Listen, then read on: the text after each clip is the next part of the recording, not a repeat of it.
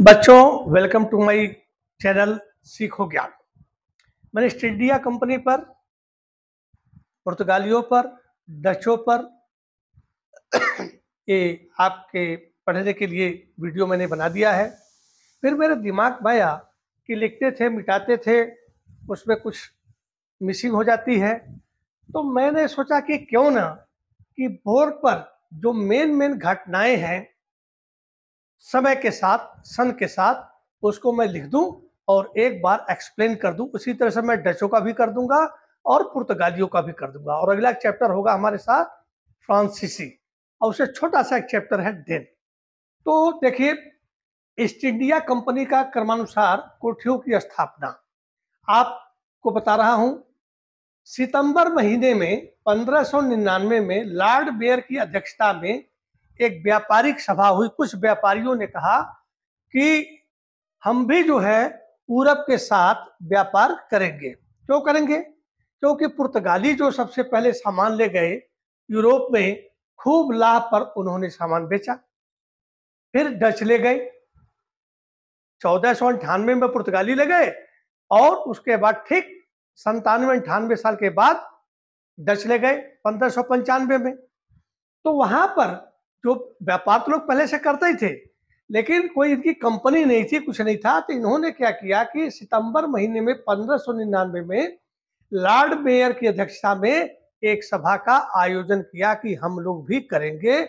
और एक पत्र उन्होंने बनाया, आज्ञा पत्र, और महारानी एलिजाबेथ के सामने 31 दिसंबर को व्यापार करने के लिए वह पत्र जो है मैडम महारानी एलिजाबेथ के पास इन्होंने दिया।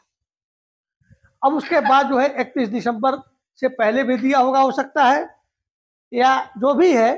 तो 31 दिसंबर को ही जो है ये मतलब वहां से सैंक्शन हो जाता है, और 15 वर्षों के लिए आज्ञा पत्र इनको प्राप्त हो जाता है, और ये पूरब देशों के साथ यह व्यापार कर सकते हैं। उसके बाद 1601 से 1612 तक इस कंपनी ने अपने खुद ही व्यापार किया, और उसमें इनको 20% का मुनाफा हुआ। अब 20% का इनको मुनाफा हो जाता है, और 1612 में 2 लाख पाउंड की पूंजी लगाए, और उसमें इनको फायदा हुआ 1 लाख पाउंड का फायदा हुआ। और इन्होंने जब इंग्लैंड में वित्तीय संकट आया तो इस कंपनी ने 1,70,000 राजा को कर्ज के रूप में दिया। ये चार्ल्स द्वितीय थे उसमें। राजा बहुत प्रसन्न हुआ। राजा ने कई फरमान इनको दे दिया कि आप लोग जो है कर सकते हैं, पूर्व के साथ व्यापार कर सकते हैं, युद्ध कर सकते हैं, सेना रख सकते हैं, संधि कर सकते हैं, और न्याय कर सकते हैं। न्याय सबसे बड़ी बातचीत थी कि मतलब अब जब न्याय में, वही मैंने आपको बताया था कि नंदलाल चटर्जी को वारेन हेस्टिंग्स ने झूठ बोलने का मतलब सर इन पे को जज बनाया, और कहा कि वारेन हेस्टिंग्स ने हमसे घूस लिया था, और उस पर जो है बाई फोर्स जबरदस्ती उसको फांसी पर चढ़ा दिए। न्याय करने का जो इनको आदेश वहां से मिल चुका था। अब हम 31 दिसंबर को मिल गया ज्ञापन। 1608 में कैप्टन हॉकिंस 1617 में चले थे, 1608 में आए थे, और ये जो है 1609 में हेक्टर नामक जहाज से सूरत में ये उतरे, लंगर डाल दिए। शुरू में इनको बड़ी परेशानी हुई, क्योंकि वहां पर सूरत में डच भी है, पुर्तगाली भी है, और अब ये आए हैं। तो नया नया किसी भी व्यापारी को देख करके वहां के व्यापार वालों को बड़ा तकलीफ होती है कि हमारे व्यापार में ये टांग अड़ाने आ गए हैं। बड़ी मुश्किल से यह जो है अगस्त महीने में 24 अगस्त को यह जो है, उस समय शासक होता था, जहांगीर बन गया था, लेकिन लेटर लेकर के राजा का चले थे अकबर के जमाने, अकबर के पास। पर अकबर तो 1605 में उनकी मृत्यु हो गई थी। तो उनके दरबार में गए, उसके बाद अपनी बात रखे डरते डरते, क्योंकि मैंने आपको बताया कि बहुत ही बड़ा मतलब क्रूर शासक भी था, और एक नंबर का शराबी था जहांगीर। तो इसने जो है अपनी बात रखी। तो इसमें मैंने आपको बता दिया है कि 400 का मनसब बना दिया था, और मरियम खान से इसकी शादी हो गई थी। और 13 में वापस से गया और रास्ते में ही समुद्र में ही मतलब जहाज में ही इसकी मृत्यु हो गई। और इसको जो है परमिशन मिला कि आप सूरत में कोठी खोल लीजिए।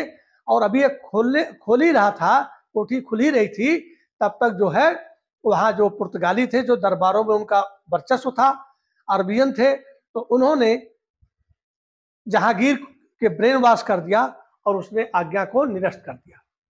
उसके बाद क्या हुआ कि ये 1611 में मुसलीपट्टनम में कोठी स्थापित की। मुसलीपट्टनम किसका था?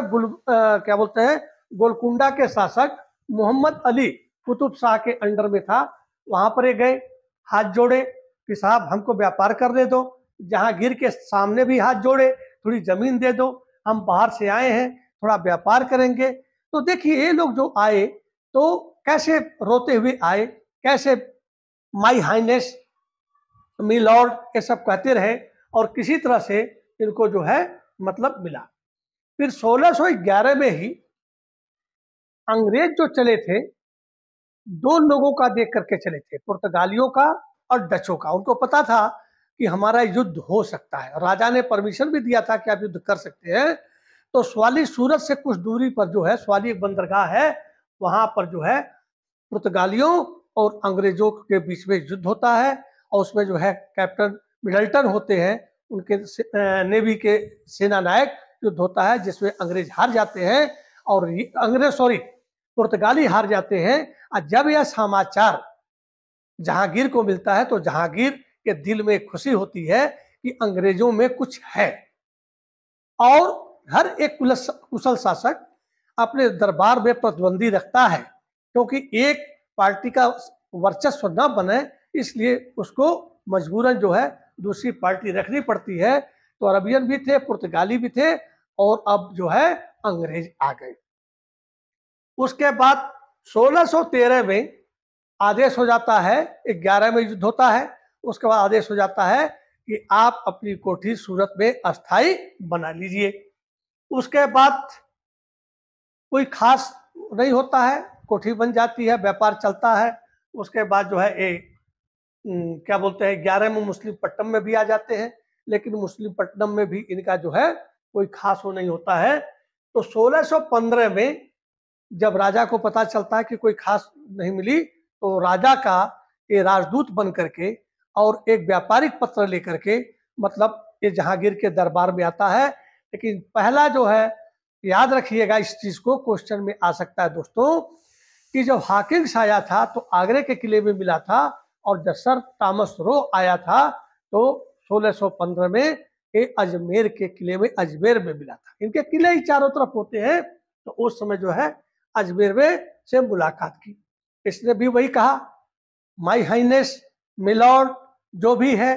तो ये सब जो है अपने ये सब कह करके इनको जो है मतलब किसी तरह से परमिशन जो है, तो इसने सर थॉमस रो ने क्या है, इसने व्यापार करने के लिए, व्यापार में छूट करने के लिए और जगहों से व्यापार करने के लिए, और ये भी कहा इसने कि सर हम व्यापार करेंगे तो अन्य लोग हमको तंग न करें, चाहे कोई पुलिस हो, चाहे पुर्तगाली हो, चाहे डच हो। तो उसने कहा ठीक है, तुम्हें कोई तंग नहीं करेगा और तुम खुल करके व्यापार करो। उसके बाद 1624 में अरमा गांव में ये दूसरी कोठी बनाते हैं, ये पुलीकट के पास है। वहां पर डच जो है पहले से बैठ गए हैं और पुलीकट में इन्होंने किला बनाया है, जो किला का नाम है गोल्डरिया। गोल्ड माने सोना, गोल्डरिया। वहां पर ये अपना सिक्का ढालते थे, जिसको पैगोडा कहते हैं, और वह पूरा 24 कैरेट मतलब पूरा सोने का होता था, शुद्ध सोने का होता था। वहीं से कुछ दूरी पर अरमा गांव था, वहां पर अपनी इन्होंने कोठी बना ली। 1632 में गोलकुंडा के शासक से एक फरमान, गोल्डन फरमान मिलता है कि आप हमको 500 पैगोडा प्रति वर्ष दीजिए और हमारे पूरे बंदरगाहों से व्यापार कीजिए, क्योंकि यहाँ से मतलब यहाँ भी रिक्वेस्ट करते हैं, हाथ पैर जोड़ते हैं। तो कहता है ठीक है। फिर 1634 में ऐसा होता है कि जो फरमान 500 वाला था और कर मुक्त थे, तो उसको जो है उसकी पुनः पुष्टि कर दी जाती है।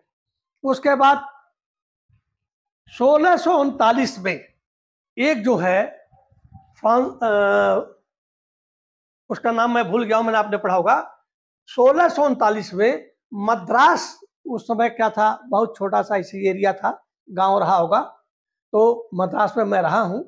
तो उसने क्या किया कि फ्रांसिस डे ने क्या किया कि चंद्रगिरी के राजा से मतलब मद्रास को पट्टे पर ले लिया। और जब उन्होंने देखा कि पुलिकट के पास, ये सब मद्रास की घटना है, पुलिकट के पास डचों ने अपनी जो है एक किला बना लिया है जिसको गोल्ड्रिया किला कहते हैं। इन्होंने मद्रास में क्या किया कि एक अपना भी एक फोर्ट बनाया, इसको बोलते हैं सेंट फोर्ट जॉर्ज या फोर्ट सेंट जॉर्ज, और यही इनका जो है पहला मुख्यालय बना। जब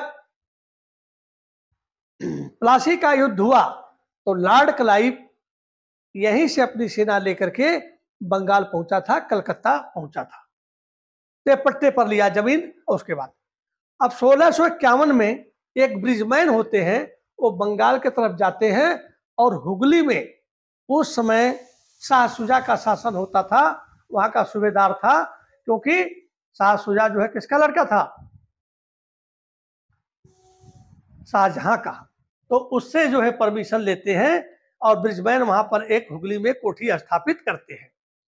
फिर क्या होता है, 1658 में मद्रास से कोरोमंडल तट बंगाल बिहार उड़ीसा का संचालन होगा। हमने आपको कहा कि हेडक्वार्टर बनाए, और 58 में कोरोमंडल जो तट था, पूर्वी तट जिसको बोलते हैं, जिसमें उड़ीसा भी आता है, आंध्र प्रदेश भी आता है, मद्रास भी आता है, यहाँ पर इनकी जितनी बस्तियां थी, जो भी था, मद्रास से गवर्न हो लगा। मुख्यालय, पहला मुख्यालय इनका मद्रास में 1658 में बना, और वहां से मुख्यालय तो यहाँ बन गया, लेकिन गवर्न होने लगा।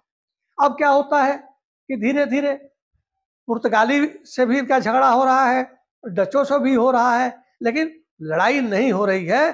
तो एक क्या किया, पुर्तगालियों ने कहा कि अंग्रेज कहीं हमको दबा न ले, हमारा व्यापार गड़बड़ न हो जाए। वहां के राजा ने अपनी लड़की की, राजकुमारी कैथरीन की शादी इंग्लैंड के राजा चार्ल्स द्वितीय से शादी कर दी।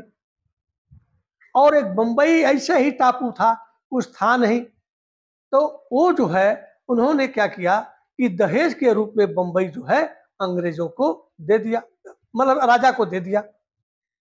अब जो है 51 में तो उनको 1651 क्या बोलते हैं 61 में तो उनको बंबई मिल जाता है, शादी हो जाती है। और जब भी व्यापारी वहां चलते हैं, इंग्लैंड में सामान जाता है, तो राजा को भी पता है कि हमारी एक कंपनी है जो कि व्यापार कर रही है। तो उनमें से किसी से राजा मिले और बोले भाई कि इंडिया में जो हमारी एक टापू है, द्वीप है, जिसको मुंबई कहता है, आज मुंबई कह रहे हैं, वो तुम लोग इस्तेमाल कर लो। तो 10 पाउंड वार्षिक किराए पर राजा ने इनको दे दिया। ये मतलब 1668 की बात है। फिर 1669 अब देखिए 68 में मिला, और क्या बोलते हैं 69। अब वहां पर क्या हुआ कि पहले जो गवर्नर होता था, प्रेसिडेंटी थी, सूरत से होती थी, सूरत में सब लोग आए, और सूरत में एक अधिकारी था, उसका नाम था जेराल्ड ओंगियार, यह प्रेसिडेंट था। लेकिन यही जो है 69 में जेराल्ड ओंगियार बंबई का गवर्नर बना, और यह दूसरा इनका हेडक्वार्टर हुआ बंबई में। उसके बाद हम चलते हैं, मुंबई का दूसरा मुख्यालय बना है। देखिए 69 में जेराल्ड ओंगियार बंबई का बना, और 87 में बंबई दूसरा मुख्यालय अंग्रेजों का बना। जब वहां पर सब कुछ ठीक हो गया, सारी सेना हो गई, बंदरगाह ठीक कर लिया उन्होंने, तो जो है यह दूसरा मुख्यालय बना। उसके बाद 1630 में, अब उत्तर पूर्व की बात करते हैं, अभी तो यह दक्षिण की बात हो गई। अब 1630 में अंग्रेजों ने सोचा कि क्यों ना हम उत्तर पूर्व की तरफ चले, क्योंकि हमें तो इनको बहुत चीजों से व्यापार करना था, सोरा का भी करना था, चीनी का भी करना था, सूती वस्त्र का भी करना था, नील का भी करना था, उसका मसालों का भी करना था, क्योंकि पहले से ही मतलब मसाले वगैरह तो ले जा रहे थे, सूती कपड़े और रेशम डच ले जा रहे थे। अब इनको तो पता चल गया कि कहाँ पर क्या होता है, क्योंकि कासिम बाजार में रेशम की चक्री जो है मतलब डचों ने लगा दिया था। तो डच 1595 में आए थे, और उसके बाद यह 1600 मतलब बात आती है 1630 की बात आती है, तो 1595 535 साल हो गया। तो उन्होंने उत्तर पूर्व जो राज्य था उड़ीसा, कोरोमंडल तट पर ही, तो उड़ीसा में इन्होंने क्या किया, हरिहरपुर एवं बालासोर में कोठियां इन्होंने अपनी बना ली। तो इसको आप लोग बड़े ध्यान से याद कीजिएगा, कोई बहुत बड़ी बात नहीं है। मैंने आपको पहले ही बताया था कि हमारे हिंदुस्तान के ऐसे ऐसे लोग हैं जो 76 साल की उम्र में रामचरितमानस तुलसीदास ने किया है। कितनी रचनाएं की है। तो कहते हैं कि मन के हारे हार है, मन के जीते जी। और यह मैंने जो खोला है, आपको अच्छा लग रहा है, जैसा भी है, मतलब आप हमें कमेंट्स में बताइएगा कि जो गरीब बच्चे हैं, जो 1 लाख 2 लाख 8 लाख किराया नहीं दे सकते हैं, यदि उनके अंदर जज्बा है तो पढ़ करके वह यूपीएससी का एग्जाम बिल्कुल क्लियर कर सकते हैं। बशर्ते जज्बा होना चाहिए, क्योंकि बाबर थोड़ी सी सेना लेकर के और इब्राहिम लोदी को हरा देता है और गंगा को 4 बार तैर करके पार कर जाता था। वो नाव में नहीं बैठता था, इसलिए नहीं बैठता था, कहता था कि मैं यदि नाव में बैठ गया तो मेरा एक सैनिक पीछे रह जाएगा, इसलिए मैं तैरता हूं, अब मेरा एक सैनिक इस नाव में होगा। तो ऐसे सेनापति होते हैं, ऐसे राजा होते हैं, तो विजय उनके हाथ में होती है। उसके बाद क्या होता है कि 30 में हरिहरपुर और बालासोर में कोठियां बनाई, और 1688, यहाँ 87 था 88 था, सर जॉन चाइल्ड ने, अब देखिए जब ये आगे बढ़ने लगे तो इनका जो है मन बढ़ता चला गया और बंबई में मुख्यालय बन गया, इनकी थोड़ी शक्तियां ज्यादा हो गई। तो इन्होंने क्या कि मुगल के जो जहाज जा रहे थे हज के लिए, उनको इन्होंने अरेस्ट कर लिया, पकड़ लिया, और अपने दूसरे कप्तान को लाल सागर में भेजा कि उन जहाजों को भी पकड़ लो। अब देखिए बदतमीजी शुरू हो गई। तो जब ये, इनको भी अंदाजा नहीं था कि मुगल साम्राज्य उस समय कौन था, औरंगजेब, बहुत ही खतरनाक, बड़ा ईमानदार, अपने खुद टोपियां सील करके जो है अपने खाने का व्यवस्था करता था। और यहाँ तक कि उसके मकबरे को, जो दक्षिण भारत में बना है, बिल्कुल एक संत के बगल में बना है, अब बड़ी सादगी के साथ औरंगाबाद में बना है, तो उसको भी हम पढ़ाएंगे बाद में। तो वो इन्होंने क्या किया कि ये सर जॉन चाइल्ड, इन्होंने क्या किया कि इनके अधीन में मुगलों की जहाज को पकड़ लिया, लाल सागर में भी इन्होंने भेज दिया पकड़ने के लिए। जब मुगल साम्राज्य में जब औरंगजेब को पता चला तो वहां से सेना चली, इनको पकड़ी, मारती पीटती, ये गोरी चमड़ी को काली चमड़ी बनाते हुए और दया करके अरेस्ट कर दिया। और जिनको जहां जगह मिला वहां भागे। तो लास्ट में जब देखे कुछ नहीं होगा तो ये लड़ते थे बड़ा जल्दी और माफी भी मांग लेते थे। सबसे ज्यादा इनके अंदर काइयापन नहीं था, मिलॉर्ड, हाइनेस, ये सब बोलते थे, लेकिन दिलों में तो इन्होंने कुछ कमीनापन ही रखा था, क्योंकि पूरा देश ही इन्होंने जीत लिया हमारा, हमको गुलाम बना दिए, व्यापारी से शासक हो गए, भिखारी से राजा बन गए। और बड़े बड़े राजाओं को इन्होंने गोद लेने की प्रथा को भी, डिडक्शन ऑफ लैप्स, धन निकासी का जो सिद्धांत था वो भी इन्होंने कर दिया। हम, जबकि इतना समृद्ध हमारा भारत था कि हमारे साथ लोग व्यापार करने आते थे, हमारे राजाओं के सामने हाथ जोड़ करके मिलाड बोलते थे, और एक दिन उन राजाओं को गद्दियों से हटाने लगे, मालिक बन गए, दादागिरी कर दिए। सिर्फ क्या है, कुछ चंद लोग जो बेईमान थे उनका साथ दिए और जिससे पैर जमा लिए, वो मैंने आपको बता दिया है, पढ़ लीजिएगा, प्लेलिस्ट में है, प्लासी का युद्ध और बक्सर का युद्ध। उसके बाद फिर सर चाइल्ड ने इनसे जो है माफी मांगी। माफी जब मांगा तो औरंगजेब तो भाई ऐसे माफ करने वाला था नहीं, उसने तो अपने पिताजी को भी कैद कर लिया था आगरे के किले में, मुसम्मन बुर्ज में। तो कहने मतलब है कि माफ तो कर दिया, लेकिन ऐसे माफ करेगा तो कहेंगे अरे राजा डर गया, 1.5 लाख रुपए हर्जाना इसने लिया। उसके बाद 1651 थोड़ा सा सिस्टम बिगड़ गया है। व्यापारिक सुविधा इनको 51 में कौन था, 58 में ये जो है क्या बोलते हैं, औरंगजेब गद्दी पर बैठा, तो बंगाल का जो है शुजाउद्दीन जो था, शुजाउद्दीन, 1651 में इन्होंने व्यापारिक सुविधा प्राप्त की। और क्या था कि 3000 रुपए वार्षिक कर अदा कर देने पर बंगाल, बिहार और उड़ीसा से बिना टैक्स दिए जो है ये जो है व्यापार करने लगे। अब जगह नहीं था दोस्तों, तो मैं यहाँ पर अब 1772 में शाइस्ता खां कर फरमान इनको जारी कर देता है। अब देखिए, अब शाइस्ता खान कौन है? औरंगजेब का मामा, मैंने बताया था, चाचा बताया था, लेकिन नहीं, वो मामा है जो शिवाजी को पकड़ने गया था और उसके बाद शिवाजी ने इसका अंगूठा काट लिया था पूना के किले में। तो औरंगजेब बड़ा नाराज हुआ और बंगाल का इसका सूबेदार बना करके भेज दिया। अब 1680 आता है, औरंगजेब देख रहा है कि लोग व्यापार कर रहे हैं, लेकिन औरंगजेब तो बहुत कट्टर सुन्नी मुसलमान था, तो उसके राज्य में जब कोई व्यापार कर रहा है, चाह रहा है, तो उसको टैक्स देना ही पड़ेगा, क्योंकि इसने तो कर मुक्त फरमान कर दिया था। तो औरंगजेब ने कहा कि 2% चुंगी लगेगी और 1.5% जजिया देना पड़ेगा। जजिया का मतलब होता है कि मुस्लिम राज्य में कोई भी गैर मुस्लिम प्रजा रहती है, चाहे व्यापारी हो चाहे रह रही हो, उसको जजिया देना है, तो 1.5% जजिया लगाया। अब उसके बाद 1687 में अंग्रेजों ने क्या किया कि सूतानाती में मतलब 1686 में, सॉरी 1686 में, अब अंग्रेज जो है जब देखा कि यार अभी तक तो हम बिना टैक्स दिए कर रहे थे, अब इन्होंने टैक्स लगा दिया।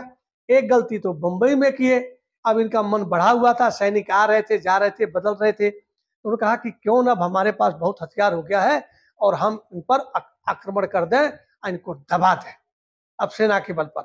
तो इन्होंने क्या किया कि 86 में हुगली में कोठी बनाए और हुगली में जो नवाबों का जो मतलब सैनिकों का, मुगलों का जो घर था, जो छावनियां थी, जिनके परिवार रहते थे, उस पर इन्होंने आक्रमण कर दिया, लूटा पाटा, मारा पीटा, जो भी थे। तो ये तो बदतमीज थे ही, तो इन्होंने क्या, जब ये कर दिए तो भूल गए थे कि अभी भी वही औरंगजेब है जिसने यहाँ पर सर जॉन चाइल्ड को घुटने टेकवा दिया था, बहुत कूटा था और 1.5 लाख जुर्माना लेकर के, हरजाना लेकर ही माफ किया था।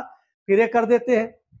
फिर उसके बाद क्या होता है, फिर सेना आती है और उसके बाद जो है ये 87 में अंग्रेजों को मतलब इतना पीटते हैं, इतना करते हैं कि ये फिर ये भाग जाते हैं और एक द्वीप होता है फुल्टा द्वीप पर चले जाते हैं। 86 में ही फुल्टा द्वीप चले जाते हैं और फिर जो है वहां पर फिर रिक्वेस्ट होता है, फिर पैर पड़ते हैं, फिर रोते हैं, गिड़गिड़ाते हैं।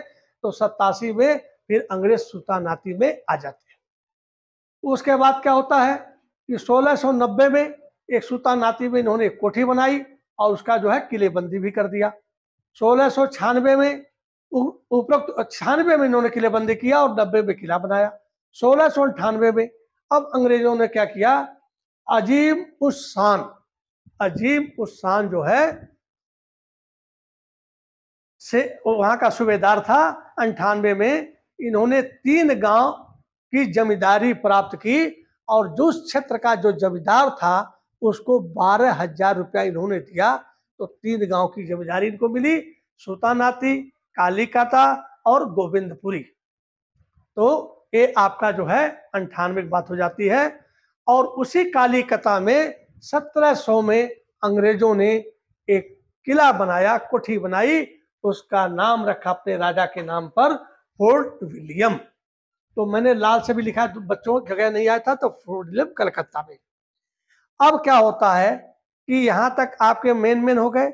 1715 में एक शिष्टमंडल बंगाल से चलता है और मुगल दरबार में, इस समय मुगल दरबार में कौन किसका शासन बदल जाता है, क्योंकि 1707 में औरंगजेब की मृत्यु हो जाती है और बहादुर शाह प्रथम बनता है और उसके बाद एक राजा और बनता है, उसके बाद एक बनता है फर्रुखसियार। तो फर्रुखसियार 1713 में गद्दी पर बैठता है और 1719 में मर जाता है। तो इसके समय में एक शिष्टमंडल मुगल दरबार में आता है और उसमें जो है एक द्विभाषिया है, ख्वाजा सेहरहुद था, और उसने क्या करता है, यह 3 चीजें कहा जाता है कि जो औरंगजेब के, क्योंकि राज्य बदल गया है, अब राजा अलग टैक्स लगाएगा, अलग कुछ करेगा, तो कहता है कि जो औरंगजेब के जमाने में जो हमको सहूलियत मिली थी, जो इकरारनामा था, जो करार था, वह लागू रखा जाए, टकसाल पैसा बनाने का कारखाना खोलने दिया जाए, और जो है कहा कि हमको कलकत्ता के पास 38 गांव खरीदने का आदेश दिया जाए। हम गांव खरीदना चाहते हैं क्योंकि भाई अपनी कोठियां अपने और मकान सब बनाएंगे, माल गोदाम करेंगे, सब है। यह जो है उसके बाद जो है यहाँ पर खत्म होता है इनका, क्योंकि ये अब हमारे ऊपर अब 1715 आ गया और 40 साल के बाद ये हमसे युद्ध लड़ते हैं और युद्ध लड़ने के बाद जो है एक प्लासी का युद्ध जीतते हैं। और मैंने बनाया उसको और उसके बाद थोड़ा सा समरी उसमें मैं डाल दूंगा कि कौन कौन गद्दारी किए थे, सिराजुद्दौला क्यों मारा गया था, अली वर्दी खां कौन था। मैंने एक पहले से वीडियो डाला, उसके अंदर आप देखिएगा कि दिल्ली में सल्तनत किसकी थी और बंगाल में कौन कौन था और क्या था। तो उसके बाद क्या होता है, 1774 में कलकत्ता जो है प्रेसिडेंसी हो जाता है, मुख्यालय बन जाता है और यहाँ पहला जो है लॉर्ड वारेन हेस्टिंग्स जो है इसका पहला गवर्नर बनता है। और यह कलकत्ता जो है मद्रास और बॉम्बे जो मुख्यालय है उनको भी ये गवर्न करता है। तो बच्चों, कभी भी इंसान को हिम्मत नहीं हारना चाहिए। मैंने सोचा कोई भी लड़का कमेंट्स करके बता देना कि क्या यह सिस्टम अच्छा है या लिख लिख करके पढ़ाते जाए मिटाते जाए वो सिस्टम अच्छा है। क्योंकि आप लोग जैसा चाहेंगे वैसा करेंगे। क्यों कि हमें तो आज भी लोग 30-40 हजार लड़के जो है याद करते हैं जो मैं टीचर था। और मेरा उद्देश्य है कि कोई भी लड़का गरीबी में ऐसा न हो कि उसकी मतलब पढ़ाई रुक जाए। मैं कोरोना काल में अपने बच्चों को ऑनलाइन पढ़ाता था, मैं टीचर था, तो उस समय ये दिमाग में नहीं आया था कि यूट्यूब वगैरह पर किया जाए और ऐसा किया जाए। मेरा एक चैनल और है, उस पर है देखिए सीधे वीरेंद्र मणि त्रिपाठी और उसका सीखो ज्ञान मेरा है। इस पर मैंने मतलब हमारे देश के वीर सपूत, हमारे सनातन धर्म में क्या क्या हुआ वो आप देखिएगा आराम से। और एक चीज़ मैं रिक्वेस्ट कर रहा हूँ, इसको ज़्यादा से ज़्यादा लोगों के पास शेयर कीजिएगा जिससे कि और लोगों को पता चल सके, जिससे कि और लोग लाभ ले सकें। क्योंकि यदि जिस गुरु के पास विद्या है और विद्या वो किसी को दान नहीं करता है, विद्या ददाति विनयम, विद्या जो है से देती क्या करती है, विनय देती है। सिलेक्शन होना ना होना आपके मेहनत पर है, आपके नसीब पर भी है। नसीब तभी बनती है जब आप मेहनत करते हैं। नसीब क्या है, आग का गोला है, जाड़े में आप जा रहे हैं और आपको बहुत ठंड लगी, उधर घास भी पड़ी है तो गोला आप देख लिए, लेकिन आप उसमें कोई कर्म नहीं करेंगे तो गोला तो कुछ समय बाद ठंडा हो जाएगा। लेकिन आप घास को पकड़ लेंगे, गोले को उठाकर डाल लेंगे, मुंह से कर्म रूपी काम करेंगे तो उसमें आग झटक जाएगी और आप उसमें अपने को गर्म हो सकते हैं, आप अपनी ठंडी दूर कर सकते हैं। तो कमेंट्स करके जरूर बताइएगा यह सिस्टम ठीक है या जो इसके पहले मैंने पढ़ाया वो ठीक है। यदि आपको अच्छा लगेगा तो मैं उसमें डचों का और पुर्तगालियों का भी आपको ऐसे क्रम वाइज से बता दूंगा, जिससे आपको प्री एग्जाम में चाहे आपका जो है सूचीबद्ध करना हो, इसमें बहुत काम आएगा। पूछ सकता है कि पहला मुख्यालय बम्बई बना,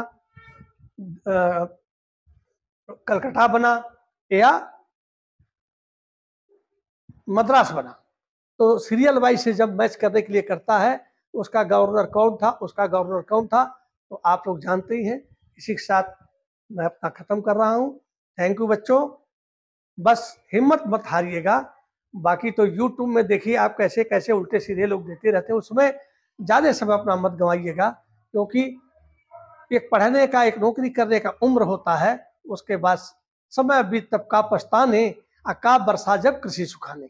जब समय बीत जाएगा तो आप पछताएंगे। आप बड़ी मुश्किल से तैयारी कर रहे हैं, कहीं भी मुंबई कलकत्ता जहाँ भी है घरों में तैयारी कर रहे हैं, पिताजी बड़ी मुश्किल से फीस कापी कर रहे हैं, महंगाई का जमाना है। तो आप लोग हमारी बातों को ध्यान रखिए। Thank you. जय हिंद, जय भारत, वंदे मातरम।